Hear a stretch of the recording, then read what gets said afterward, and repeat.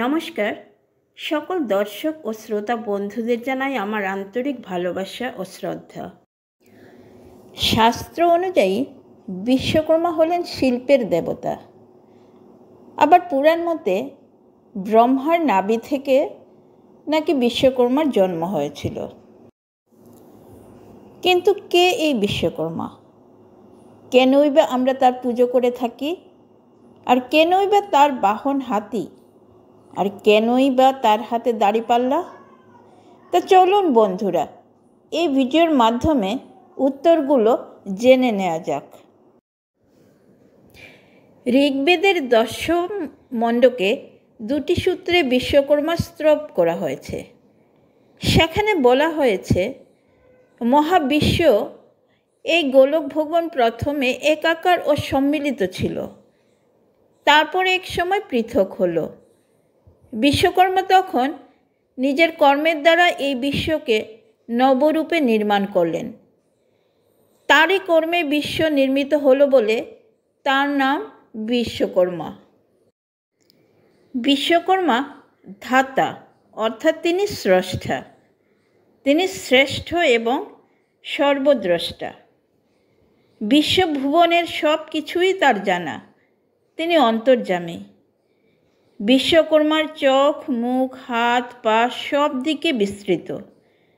বিশ্বযজ্ঞে তিনি নিজেকে আহুতি দিয়েছিলেন। তিনি বাচস্পতি, অর্থাৎ বাক্যের অধীশ্বর। তিনি মনোজব, অর্থাৎ মনের মতোই দেববান। তিনি বিশ্বের সমস্ত দেবের মঙ্গলকারী। বিশ্বকর্মা সকল শিল্পের প্রকাশক, অলঙ্কারের স্রষ্টা। তারই কৃপায় মানবজাতি শিল্পকলা পারদর্শিতা লাভ করেছে। তিনি স্থাপত্যবিদ্যার রচয়িতা। পুরাণের বিশ্বকর্মা একজন নির্মাণ শিল্পী।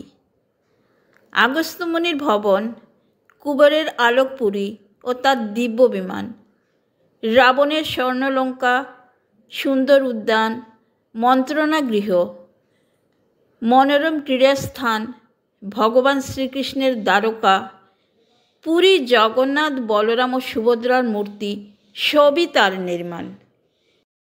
বিশ্বকর্মার অপর নির্মাণ হল দেবপুরী। মৎস্যপুরাণ বলে, কি প্রতিমা, কি গৃহ, কি উদ্যান, সকল কিছুরই উদ্ভাবক হলেন এই বিশ্বকর্মা। এখানেই শেষ নয়। যে বিমানে চড়ে দেবতারা আগমন করেন তাও বিশ্বকর্মারই সৃষ্টি, এবং ভিন্ন ভিন্ন দিব্যমান অস্ত্র যে সকল কেবল দেবতাদেরই অস্ত্রাগারে থাকে তাও বিশ্বকর্মার তৈরি। যে ধনুক দিয়ে শিব ত্রিপুরাসুরকে বধ করেছিলেন, যে ধনুক পরশুরামের কাঁধে শোভা পেত, সেই সব বিশ্বকর্মার সৃষ্টি। আবার পুরাণ মতে এও জানা যায় যে ভগবান বিষ্ণুর চক্র ও শিবের ত্রিশূল বিশ্বকর্মারই সৃষ্টি। মহিষাসুর বধের জন্য দেবী মহামায়াকে বিভিন্ন অস্ত্র প্রদান করা হয়, এবং সকল অস্ত্রই বিশ্বকর্মার নির্মাণ। রামায়ণে রামচন্দ্রের সেতুবন্ধনের অন্যতম কারিগর নল এই বিশ্বকর্মারই পুত্র। বিশ্বকর্মা সকলকেই নানান শিল্প শেখান। বিশ্বকর্মা মালাকারকে পুষ্প শিল্প শেখান, কর্মকারকে শেখান লৌহ শিল্প, কংসকারকে শেখান কংস শিল্প, শঙ্খকারকে শঙ্খ শিল্প, সূত্রধরকে কাষ্ঠ শিল্প, স্বর্ণকারকে অলঙ্কার শিল্প, এবং চিত্রকারকে অঙ্কন শিল্প শেখান। অর্থাৎ আজকের এই যুগে যে কোনো শিল্পের কারিগর তথা শিল্পী তিনি, কিন্তু বিশ্বকর্মারই পুত্র। অন্যভাবে বলতে চাইলে বলা যায় যে পৃথিবীর সকল কর্মের ইঞ্জিনিয়ার থেকে শুরু করে সাধারণ কারিগর যার কাছে কাজ শিখছেন তিনিই বিশ্বকর্মা। বিশ্বকর্মা একটি রূপক নাম। হাতি কেন বিশ্বকর্মার বাহন? কলকাতার বিশিষ্ট কর্মকার সম্প্রদায়ের এক বিশিষ্ট নেতা স্বর্গীয় হরস্বতী কিশোরী রায় সর্বপ্রথম বিশ্বকর্মার হাতি বাহন বিগ্রহের পূজা করেন। হাতি বাহন কেন? পুরাণের প্রণব মন্ত্রে বিশ্বকর্মাকে মহাবীর বলে গণনা করা হয়েছে। হাতির কোনো হাত নেই, তবে একটি কর বা সুর আছে। কর আছে বলেই তার নাম করি। ক্রি ধাতু থেকে কর শব্দটির উৎপত্তি। হাতিকে দিয়ে অনেক কাজ করানো যায়। নিজের খাদ্য সংগ্রহ থেকে মাল বহন সব কাজই সে করে। তাই বিশ্বকর্মা হলেন কর্মের দেবতা। সেই হিসেবে শ্রমিক হাতি বিশ্বকর্মার বাহন হিসেবে একেবারে মানানসই।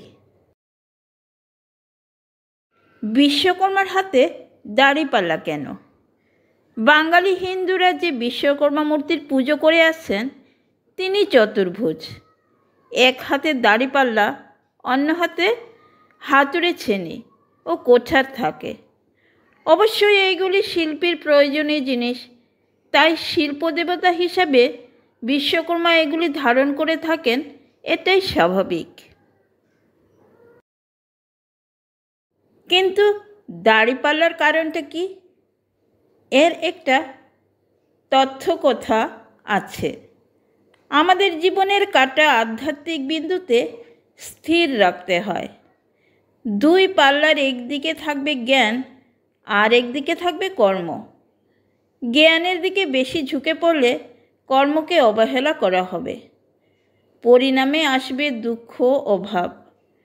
আর জীবনের কাটা কর্মের দিকে বেশি ঝুঁকে পড়লে আসবে আধ্যাত্মিক অকল্যাণ। তাই জীবন পাল্লার কাটা জ্ঞান এবং কর্মের মাঝে সমন্বয় করে রাখতে হবে, কোনো দিকেই যেন বেশি ঝুঁকে না পড়ে। এই নিয়ম না মেনে চললে বিশ্বপ্রেম, বিশ্বভ্রাতৃত্ব, বিশ্বচেতনা কোনোটাই সম্ভব নয়। ভিডিওটি দেখার ও পাশে থাকার জন্য আপনাদের জানাই অসংখ্য ধন্যবাদ।